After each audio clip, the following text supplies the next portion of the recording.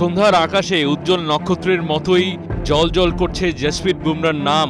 International cricket council ঘোষণা করেছে 2024 সালের বর্ষসেরা ক্রিকেটার এবং বর্ষসেরা টেস্ট ক্রিকেটার হিসেবে তার নাম।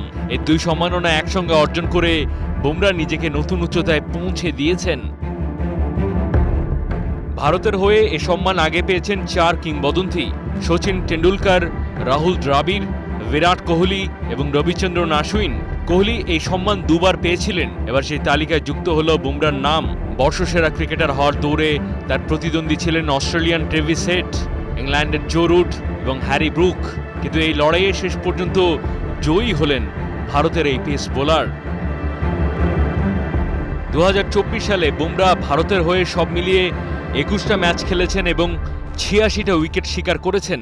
এর মধ্যে 13টা টেস্টে তিনি নিয়েছেন 71 উইকেট, যা তাকে লাল বলের ক্রিকেটে বছরের সর্বোচ্চ উইকেট শিকারী বানিয়েছে।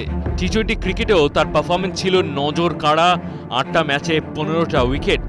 ভারতের টি-20 বিশ্বকাপ জয়ে বুমরার বোলিং ছিল অত্যন্ত গুরুত্বপূর্ণ।